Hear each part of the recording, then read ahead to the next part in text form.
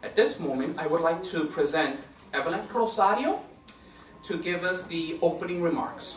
Evelyn, thank you.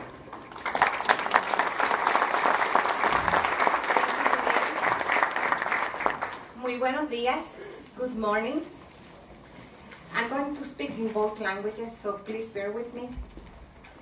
Distinguidos dignatarios, oficiales públicos y privados, invitados especiales, amigos y representantes de la comunidad de Buffalo y fuera de Buffalo, miembros de la Junta Directiva y participantes en nuestro programa. A todos, gracias por estar aquí entre nosotros. Distinguished dignitaries, public and private officials, friends and representatives of our community from Buffalo and outside Buffalo, members of the Board of Directors, participants in our program, to all of you, welcome. El Concilio de Herencia Hispana celebra el evento del desayuno anual en el cual destacamos los logros que hemos tenido durante el año, así como a figuras claves cuya contribución lo ha hecho así posible. The Hispanic Heritage Program celebrates the annual breakfast event in which we highlight the achievement of our organizations during the year, as well as the contribution of key figures that have made them possible. Entre ellos, invitamos a una figura especial cuya trayectoria ha servido para el adelantamiento de los intereses y progresos de nuestra comunidad hispana y la comunidad en general, el honorable y muy querido Raúl Figueroa, su esposa Linda y su hija. Gracias por estar aquí también, Andreita, e invitados, bienvenidos. Among them, we have invited a special friend whose life work has served for the advancement of our Hispanic community and the community at large. Honorable Raúl Figueroa, his wife Linda, his daughter Andreita, and friends, welcome. Sin más preámbulos, daremos paso a nuestro programa en esta mañana. Ahora yo les voy a dejar de nuevo con Miguel Santos, nuestro compañero y director de nuestro concilio, que servirá, como él mencionó, como maestro de ceremonia. Without further delay, we proceed now with our program for this morning, and I will leave you again with Miguel Santos, who is our director and will serve as the master of ceremony, as he mentioned. Buen provecho, enjoy your food, and enjoy the program as well. Thank you for being here with us this morning.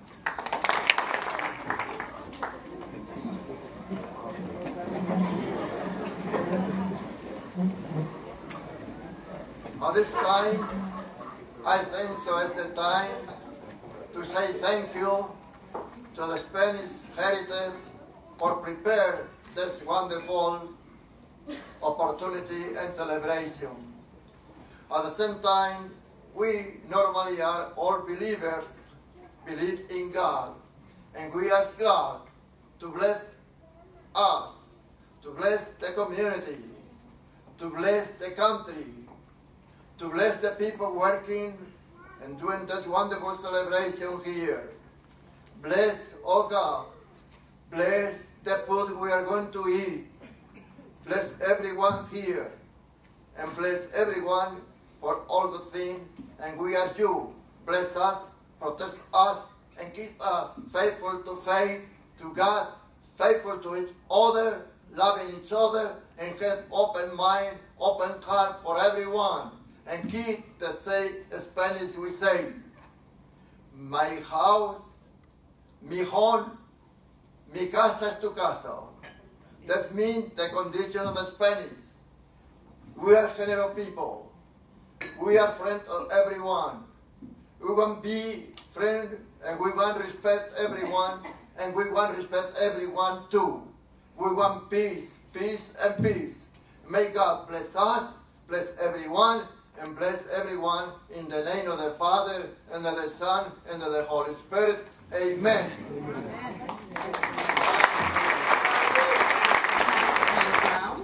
And he's asked me to present this executive proclamation to Luis Colon, Professor Colon. Professor Colon.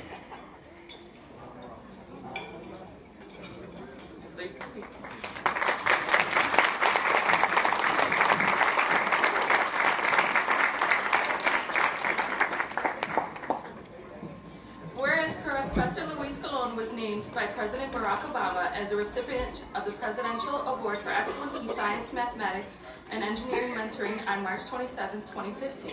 And whereas Luis Colon, a Conger Goodyear Chair Professor, Associate Dean for Graduate and Postdoctoral Education, joined the University at Buffalo in 1993. He credits his mentors with nurturing his success as a researcher and seeing his students find their own paths in life as one of the most rewarding parts of his career.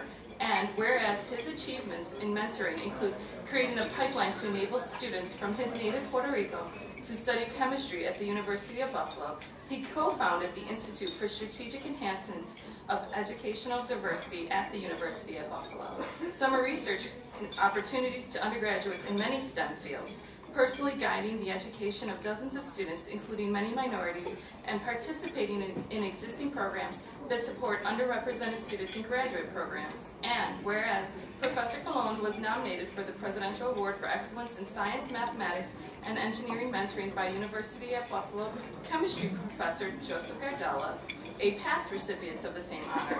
In addition to being recognized at the White House, honorees received $10,000 from the National Science Foundation. And whereas in more than 2 decades, Professor Colon has received awards in recognition of his commitment to mentoring, including the 2009 Mentoring Award from the American Association for the Advancement of Science, the 2010 American Chemistry Society Stanley J. Israel Award, and the 2012 Jeffrey Marshall Mentor Award from the Northeastern Association of Graduate Schools. And whereas prior to joining the University of Buffalo, Professor Colon was a postdoctoral researcher at Stanford University.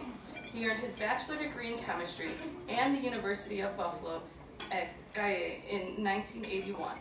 He holds 8 United States patents and has contributed to more than 100 research publications and delivered more than 180 lectures worldwide. Now, therefore, be it resolved that Mayor Byron Brown, Mayor of the City of Buffalo, did hereby proclaim June 13, 2015 as Luis Colon Day in the City of Buffalo.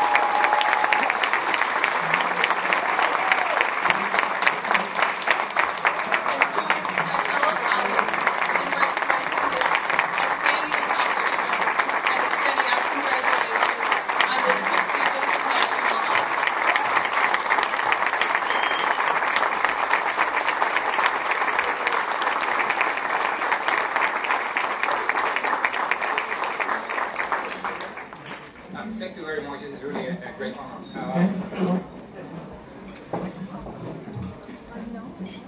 I have to thank actually my students who are the ones who do the survey, because they are the ones that do all the work. I really try to help as much as I can. I have to thank this community. I think this is a great event. Believe it or not, this is my first one, and I hope I can continue coming to events like this. So, once again, thank you, and I have no more words that I can express my gratitude for this. Thank you. Thank you very much, and congratulations, Dr. Colon, which is, I think, in keeping with this extraordinary event. The Hispanic Heritage Council, and showing not only contributions to Buffalo and Western New York, but as evidenced by being recognized by the President of the United States. He distinguishes himself and distinguishes our community. So let's hear it again for Dr. Colon. It's a great time to be in Buffalo, not only today, but for all of our days. From the waterfront to downtown Buffalo, the Susan G. Komen race is going on. There's all kinds of events. People are enjoying Buffalo and Western New York again. But we realize that each individual ethnic group has a contribution to this community, which collectively creates the greatness of who we are as a region, but also as a nation as well. So I congratulate all of you for everything that you do each and every day to represent this great community. You have a proud tradition. You have a tradition that runs very deep in our city's history, and as a grateful nation to your heritage, we are greatly indebted to the extraordinary contributions that you have made. So thank you for giving me an opportunity to say hello. This is a wonderful part in the program because we have the opportunity to recognize many of the people that support our community throughout the year after year. We're very happy and proud to present some awards. And the first one is going to Edith Pesker, I'm sorry. Edie? Yes. I never should come up here without my glasses on.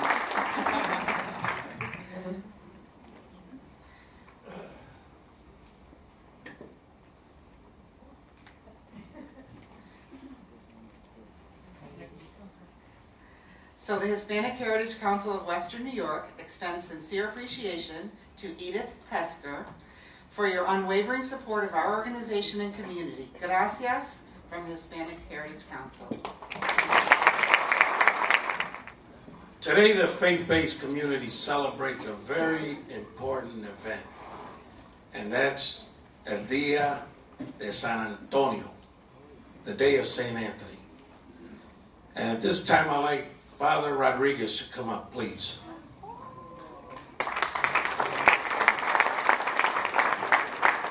What appropriate. Our keynote speaker on June 13th at the Hispanic Heritage Council breakfast, and it's the day of his patron saint.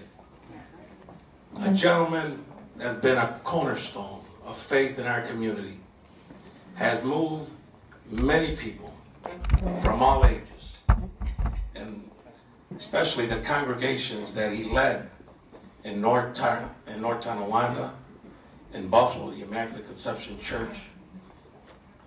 It's an honor to have him here today. Father Antonio, on behalf of the Hispanic Heritage Council, I'd like to present you a real nice token of appreciation, St. Anthony, and the day of your patron saint. Thank you.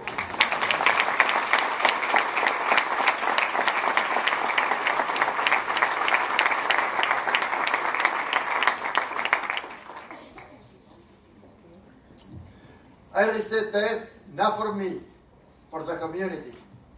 The community I know for so many years, almost 90 years. But still few more months and will be 90 with God's help. Thank you for everything. I'm so happy to see so many faces here. Some I recognize, some don't recognize because the time flies so fast. But anyway, thank you for everything. I'm happy to be here. And I said, like I said before, Hispanics are people generous. My house, your house. My home, your home. God bless everyone, and thank you for everything, and God bless you. Amen.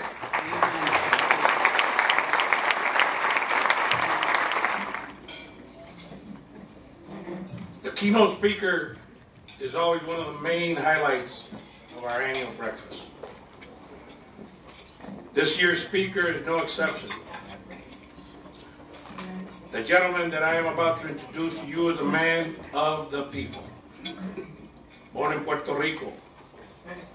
He immigrated to Western New York at the age of 11 with his family. His roots are in the soil where he worked besides his father, in the farms until he was 18.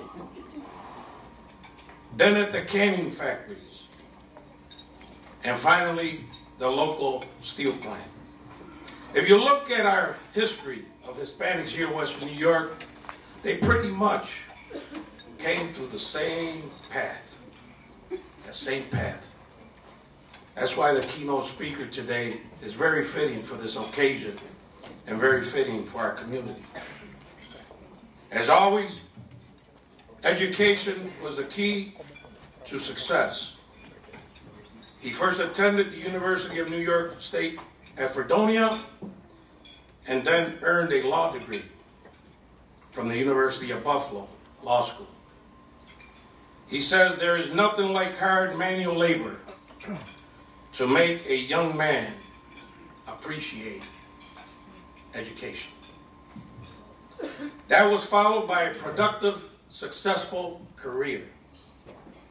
He worked as an assistant corporation counsel for our great city of Buffalo.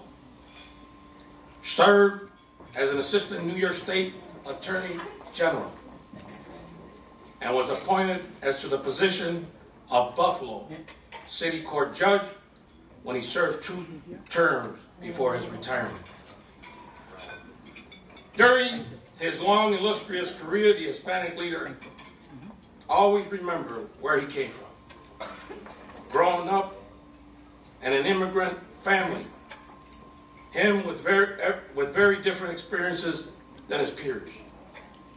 During his long, illustrious career, his contributions to this community are reflected in the honors and the awards he had received throughout the years. These include Outstanding Achievement Award from the Fredonia Alumni, the Hispanic American of the Year from the Buffalo Bisons, Outstanding Leadership Award from the Hispanic Law Enforcement Association. He received recognition from the City of Buffalo, which honored him for his contributions by issuing a proclamation celebrating Judge Figueroa Day. It is an honor and a privilege to welcome our keynote speaker for today's breakfast, the Honorable Retired Judge Raul Figueroa.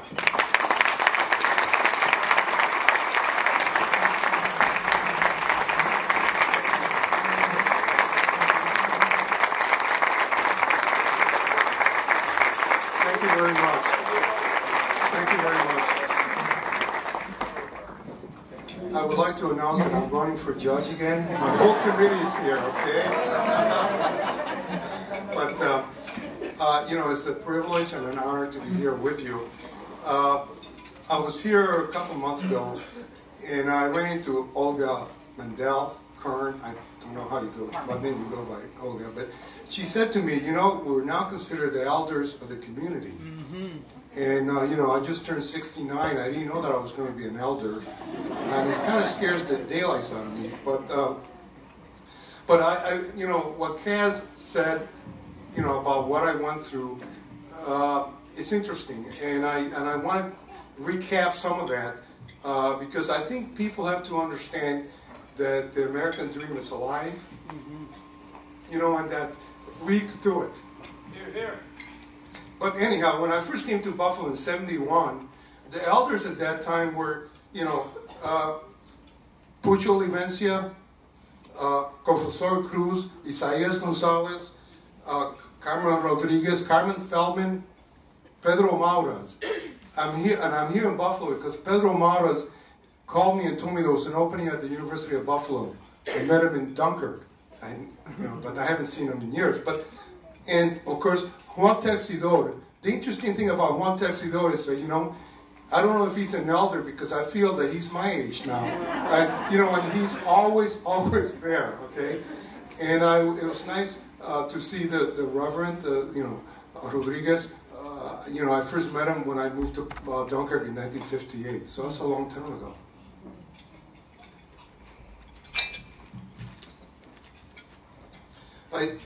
My family first moved to the city of Dunkirk in 1958, May of 1958. At that time, you know, I was in Puerto Rico, you know, happy as a clam. You know, the weather was 90 degrees, and I had just started a business, a shoe shine business. You know, I used to go over to El Condado, and I had about 12 or 15 Americanos that I used to shine their shoes. I used to go to their house, you know. So in May, my father had been going back and forth between Puerto Rico and Dunkirk, and he worked on the farm. So in 1958, he said, well, we're moving to Dunkirk. Now, you know, there were 4 shocks when I moved to Dunkirk. The first one was the weather.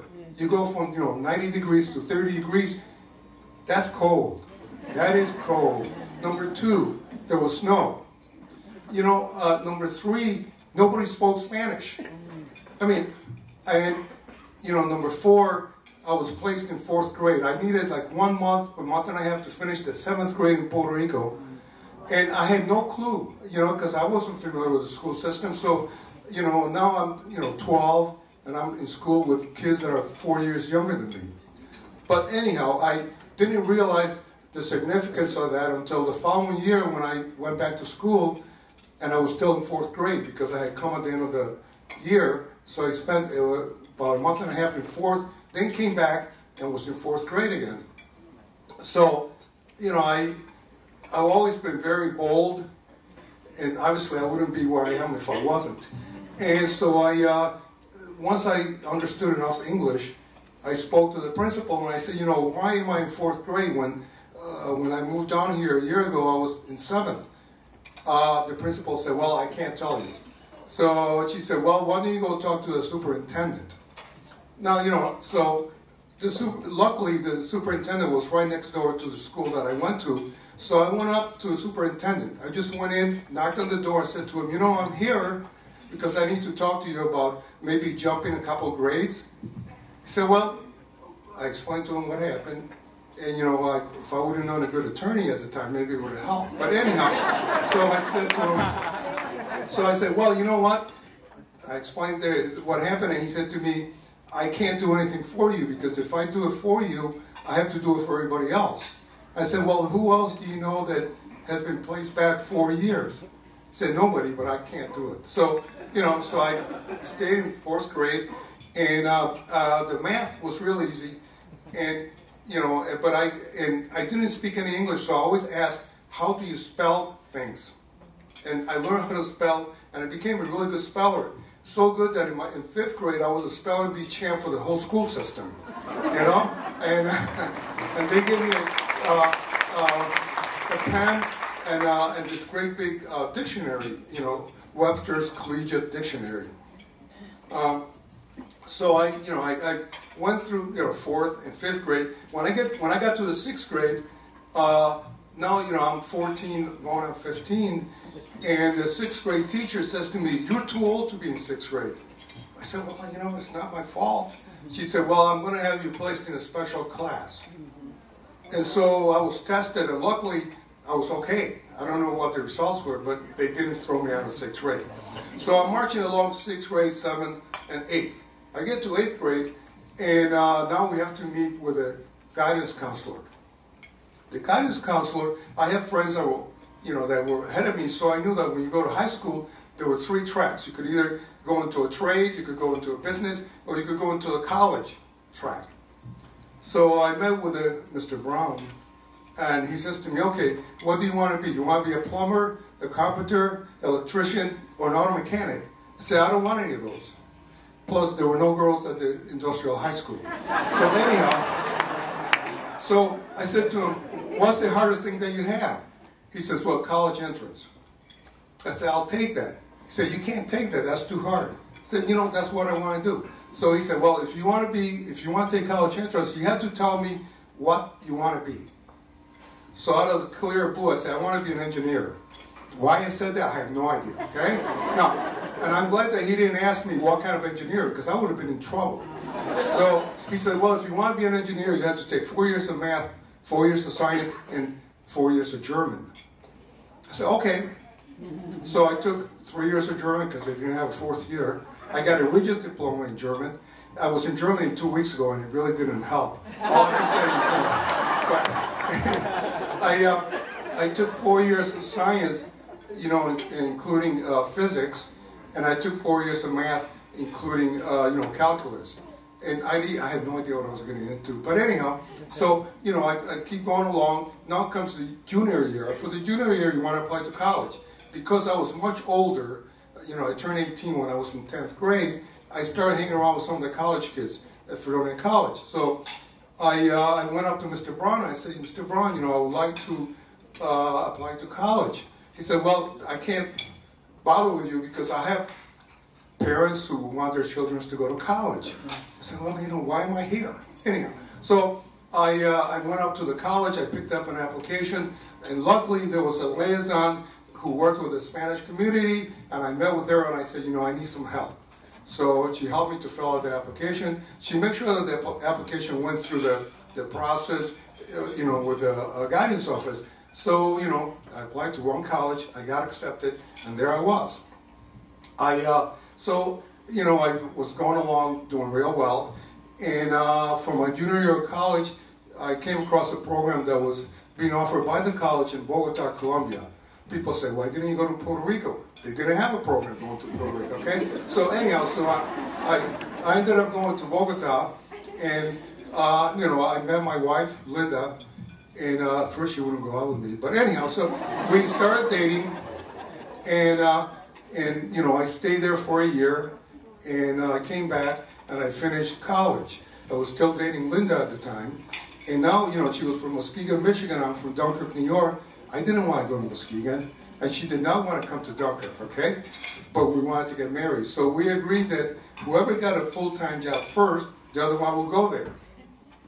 So, I got a job with the Educational Opportunity Center, and that's where I met Gilbert and Mario for the first time. And the job, I got the job because Pedro Maros told me there was a job there, okay? So, anyhow, I got a job, and Linda applied for a job with the feds, and she was going to be interviewed to be a Social Security interviewer. And thanks God that Richard Nixon did something good. He froze all the federal jobs. So as a result of that, Linda ended up having to move to Buffalo. So we come to Buffalo. Well, we got married, we got married towards the end of 72, I think. It's been 43 years, okay? But anyhow, so we got married, and and I was all set. I had a job with the Educational Opportunity Center, and I had an apartment in North Buffalo. Well, on our honeymoon, I was retrenched from the EOC. That means that you lose your job, okay? So I was cut. So I said, well, we still have an apartment. Well, we were wrong. We did not have an apartment. The people in their apartment had not moved out, so now Linda and I are, caught with no apartment and no job. Luckily, I knew some people in Casadega, so we rented a house for about a month and a half. And, one of my skills, I'm still looking for a job, so one of my skills of picking tomatoes came in. So I went out, I started picking tomatoes. And I have a college degree, but there were no jobs, I was still looking, so I went out and started picking tomatoes, and then I, found a job with a studio, and so that's how we ended up in Buffalo. But so I was moving along, and I'm working at a studio, and Pedro Morales and Rosa Morales, Rosa and I were with a studio, and I did the educational component, and Rosa did the social services component. And about halfway through the year, Pedro and Rosa said to me, have you ever thought of applying to law school? I said, no. Well, why didn't you apply? I said, okay. So I applied to law school, and luckily I never studied for the LSAT, so please, if you want to go to law school, make sure you study. But I did really, really well. I got accepted at the law school, and that's how my law school career started. So the studio program came to an end, and I went to UB. I never wanted to be an attorney. I wanted to work for the Foreign Service because I spent a year in Bogota, and that was a nice, cushy life, okay? But then they started killing and kidnapping, embassy people, so I said, well, that's not a good idea. So it wasn't until my last, year that I had never been in a courtroom in my life. It wasn't until my last year that I started interacting with some real attorneys, and I said, I could do this. So anyhow, I ended up in Buffalo. In the meantime, my wife, had started a job with customs here in Buffalo, and upon graduating, even though I had job offers throughout the country, I stayed in Buffalo without a job because Linda was making a lot of money, and and she had supported me all through law school, and that was a real plus because I didn't have to worry about anything,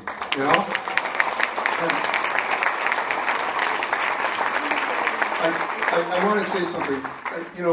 They say behind every great man there's a great woman. There's a greater woman, okay? Because she pushes you and pushes you. But then when you get to be old like me, a couple of weeks ago we were in Europe, and people found out that we had been married for 42 years, and Linda and I were holding hands the whole time, and somebody said, well, isn't it that nice that they're in love?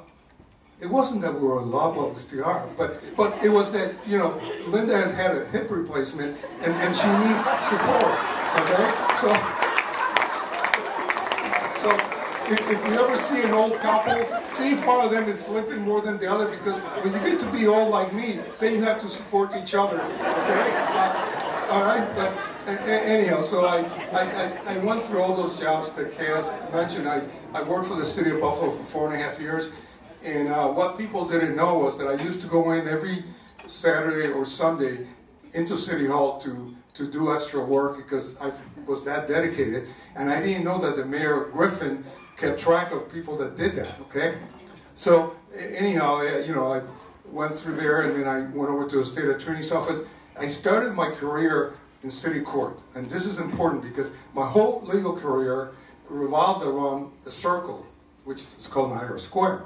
I went from city court to city hall to the state attorney's office to the U.S. attorney's office and back to the court. So my whole career revolves around there. But so I ended up in the state attorney's office for about 1.5 years. And then I went to the U.S. attorney's office where I was there for 89 days. 3 weeks of that I spent in litigation training in Washington, D.C. I came back and Barbara Sims, whom I liked, had been removed from the bench. Now I'm 38 years old. I graduated from high school when I was 21, so I was a little late getting started, but I'm 38, been out of law school 6 years. And I had never thought of applying for this judgeship. So I'm in my office, and I get a call from Raul Rusi, and Raul says, Raul, we need to talk. Okay. So him and Andy came over to my office, and Raul Rusi says, how would you like to be a judge? I said, what? Anyhow, so I said, well, I have to talk to my wife, which Raul reminded her a little while ago. So I went home and I said to Linda, I wanted to stay in the U.S. Attorney's Office for about 4 to 5 years, but this opportunity has come up, so at this point I would like to maybe think about it. Well, we reached a decision where I would apply for the job, and if nothing else, I would have been a judge for 9 months, which is not bad, and put that on my resume. So I left the U.S. Attorney's Office, but I have to tell a little side story here. When Raul told me that I had to send a letter to the mayor, so I sent a letter to the mayor, 3 sentences. I understand that you are seeking to fill a position. I worked for you. I'm interested. And I told Sal Martocci this after I had written the letter and delivered the letter to the mayor's office. And Sal Martocci says, Raul, if this hits the paper, you're fired. So I said, Sal and I were good friends. I said, Sal, if it hits the paper, I'll resign. So now, and Raul came to see me on a Thursday, Raul and Andy. I let him know on Friday. I sent out a letter on Friday. So now I have to call the mayor's office. And I said to Dick Blunevsky from the mayor's office, I said, I need to get my letter back. He said, why? I explained to him, and he said, I haven't seen your letter. Anyhow, so nothing hit the paper. Monday morning, I get a call from the mayor's office, and Dick says, Your Honor, we'd like you to be here at 2 o'clock. I said, what? So I was appointed at 2 o'clock, and from there, it was history. But when I look around here today, a lot of the people that are here today were there. My core group was Raul Rusi, Olga Mendel, Andy Garcia, Johnny Sanabria, Paul Volsi, Carmen Nunez, Mario Nunez, and we formed this core group. But these people had all these political connections. There were like tentacles throughout the city and the county, and they all called in their chips. And what do you gain when you help a judge? I can't fix your cases, so you're out of luck. But anyhow, they all helped. And as a result of that, I ended up getting on all 4 lines. Now we get to, the campaign thing is the whole book. Okay, I don't want to get into that, but we ended up getting on all 4 lines. And Raul said, well, why don't we get on all 4 lines? We could win all 4, but the only one that really counts is the Democratic line. So there were 3 people running against me, and we're all friends. So we get to the Democratic headquarters, and as you know, if you're the first one on the ballot, it means a lot. It means like 10 or 15 points more. So there are 4 of us, and Jill McCarthy, wanted to be the first one to draw the ball. There were 4 balls in a hat. So she draws the ball and she gets spot number 4. And Bill Carey, whom I worked with, says, I want to be next. So he gets spot number 3. And then there's Dave Hampton, and Hampton says, I want to be next. So he gets spot number 2. So I got spot number 1 by default, okay? So I guess it was meant to be. But when we ran, what Raul said about putting all this together in 3 days was incredible because, a couple days later, we get a call that Arthur Eve has supported me by phone. He never met me, but, and when I met with his people, they were quite upset because nobody knew who I was. Then, Joe Prangle on the other side, and of course, Mayor Griffin. And, we submitted more petitions than I think anybody else ever did. So we ran, and when I ran the second time, I didn't realize how much work Raul Rusi did because, to run a campaign is brutal, okay? I mean, it's just awful, but it's so nice when you win, okay? So we went through a whole process, and I never ever did anything because I wanted to make history, and we made history. It wasn't me. I happened to be there at the right time, but people have been waiting maybe for somebody to support, and I get the support, from all over the place. One little story, I was in South Buffalo doing some door-to-door campaigning. I ran into a guy named Dulski. I had no idea who this guy was. And so he says to me, you're Figueroa, you were just appointed by Griffin. I say, yes. He says, I was the first Polish congressman from this area. I said, okay. So he says, I'm going to take you to the Polish market, for the next several weeks, and I'm going to buy an ad in the newspaper, in the Polish newspaper. And he went out and he supported me. He had no idea who he was, but that was the kind of support that I got, going through, through all this. And someday maybe I have to write a book about it. But in closing, when Cass was saying working on the farms, I literally worked. He called me up because I don't think he believed that I really did this. I worked, picking strawberries, beans, from age 12 until 18, picking tomatoes and grapes. I learned how to trim grapes, which was a good skill because I made some money in the winter while I was in college doing that. So at age 18, then I graduated to those other jobs. And one thing that I learned early on was that, doing those jobs, you sit out there and you think, and I kept saying, man, how do I want to do this for the rest of my life? And the only way out was to go to college. I think that a community like ours, when I first moved to Dunkirk, the most recent arrivals have been Italians.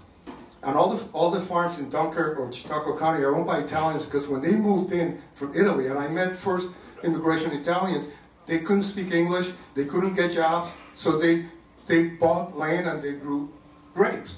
And they said to me, we went through the same thing. So it isn't like, I was in shock, or any of that, but at least they encouraged me. And wherever I went, any place, I was encouraged by people, and I hope that we continue to do that because it makes a difference. And we're not doing it just for us, we're doing it for the community.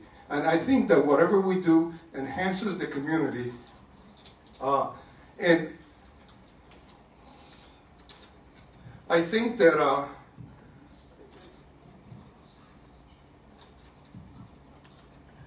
I guess I had memorized all this, okay? When I moved to Georgia, I took the Georgia bar, and 30 years later, I memorized 1,800 pages of note. When I took the first bar here in Buffalo, I did the same thing. One thing, that when I ran, the people that supported me and the ones that did all this work was incredible. Carmen Niños put together, 2 great big booklets that have everything that I did and everything that my campaign did. I mean, she just did this. Her and the Hispanic Women's League were the ones that put together my whole calendar. I had drivers, I had people to protect me. I mean, it was just on and on, But in closing, I wanted to give you a quote that Kaz, when he sent me the email to do this, at the bottom of his email is the following quote, and I think it's very apropos for me to quote that.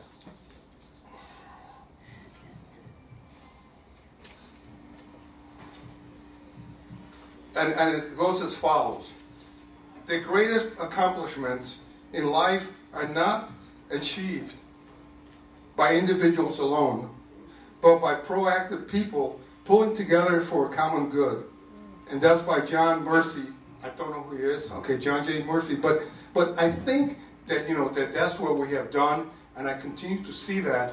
And, and I mean, we're part of the fabric, and, we're not going to go away. I moved to Georgia, almost 15 years ago, and it was like going back about 40 years. I got my license to practice law, and I had people call the police on me and try to have me arrested for impersonating an attorney, but that's part of, but that's part of the education that you have to give people, and this worked out really well, and I'm happy to be there, but I always feel that Buffalo is my home. Judge, you've been an inspiration and a role model for many of us here in this community. And it's been a privilege and an honor to welcome you back to this community, because this community thinks very highly of you and what you've been able to do to pave the way for others to follow. So on behalf of the Hispanic Heritage Council and this community, we'd like to present you with our appreciation and admiration for your dedication to this Hispanic community in Western New York. Before Miguel sits down, as you can see by the materials that we've shared with you today and the information that has been provided in the program booklet, the Council, the Board of Directors, takes this work very, very seriously. And the only way that we're going to be able to make an impact on our community in Western New York is that we work together. And I'd like to personally thank our Board of Directors, and again, I'd like for them to stand, because without these folks, stand the Board of Directors of the Hispanic Heritage Council, without these folks, these dedicated folks, without their commitment and dedication, a lot cannot be accomplished. As I look around the room, I see many community-based organizations. I see the Erie County Sheriff's Department. Thank you very much for your service.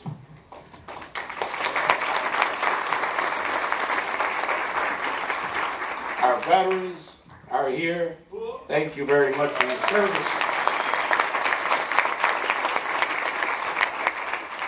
All of our community-based organizations, we have a challenge in the coming years, and that challenge is that we grab hold of our heritage, continue to grab hold of our heritage, and grab hold of this history project. Because what we do today will reflect tomorrow and our children and our grandchildren. And we have to do justice so that they can understand what our history is all about. In the beginning, we asked everyone to visit the Buffalo Room, and you've seen the display and the exhibit there. You see a calendar or a milestone of events that have occurred the late 1800s to the present.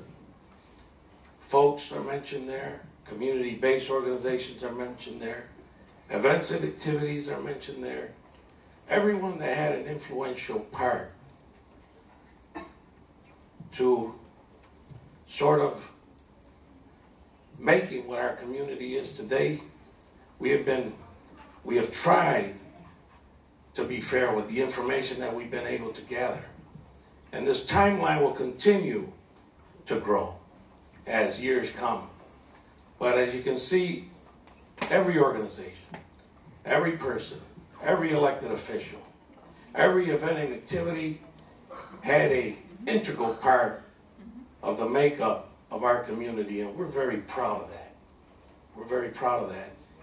And we've been able, I'm very happy to have been able to grasp this with our leadership of our board of directors, with Stephanie Buclo, our historian, our partners, the History Museum, the Buffalo and Erie County Library, and those major funders that have been able to make this project possible.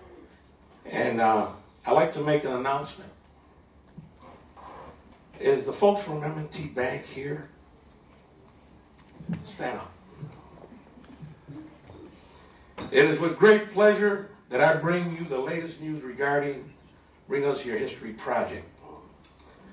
This initiative has recently received a $10,000 grant from M&T Bank Foundation.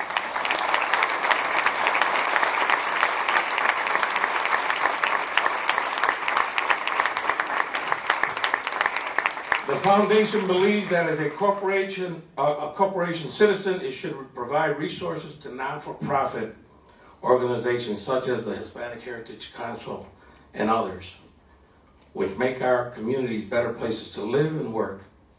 This much-needed funding will support the continuation of the History Project as it enters its second phase of development. So please join me again in thanking M&T Bank Foundation for its generous support of our Hispanic Heritage Council Bring Us Your History project. Thank you, thank you, thank you.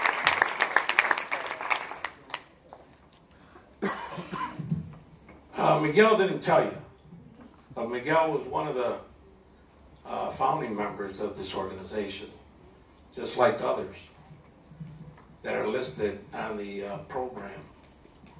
And we formed in 2010, and a lot of the information is in the program. We incorporated in 2011, but Miguel has been there through the years. And I believe that this is his last term. So I'd like to recognize Miguel at this very moment. On behalf of your colleagues on the board of directors, Miguel, and I will prize you with a time, with a clock, thanking you for all your dedication and time to the board of directors, 2011 to 2015. Stephanie's going to get us all cranked up here so we can look at some stuff on the screen. I just want to say, first of all, thank you to all of you. We greatly, greatly value the Hispanic Heritage Council as a major partner at the Buffalo and Erie County Public Library. And one of the things that I'm most proud of since I've been at the library, which has been 6 years now, is that the library had a small part in helping form the council originally. That was very important, and it continues to be very important to the library going forward. The History Project continues to move forward. We've had such adventures with working with all of you and collecting your stories, collecting artifacts, working with the History Museum on the exhibit. It's been a marvelous, marvelous journey, but we're only just beginning, and we're really excited about moving forward with all of you to continue collecting those stories and moving forward. Let me turn it over to Stephanie. We have a short video that we would like to start off with that's just going to explain a little bit about what our project is doing. And after that I have a short presentation and just an update as to what we were able to accomplish over the past year. This past year was pretty monumental for us. As you walked in, you probably saw the panels that we had displayed at the History Museum. That was one of our really big events this year, and a really good push momentum to move forward with our project. We honor our directors, very hardworking group of folks. As you can see also in the program, our financials are very clearly illustrated. Every penny that comes in goes out for the causes of community. I'd like to make a few corrections. G-Bond, Dr. Vasquez, are you here? Yeah. G-Bond, instrumental in the health services of our community. Also, it was mentioned First National Bank. Let me say it's First Niagara Bank. Are they here? Thank you for your support, First Niagara Bank. And all of our table sponsors, all of our supporters, thank you, thank you, thank you. This program took a realm of work. Everyone pulled together. Everyone pitched in. At all of our events and activities, everyone pitches in. That's why it makes it very easy. But it's not easy because it's a lot of work. There was one person that really led the charge with the committee, the program committee, which is not able to be with us this afternoon because she had a commitment from her secular job to be at the Juneteenth Festival. But I like to personally acknowledge Denora Enid Santos.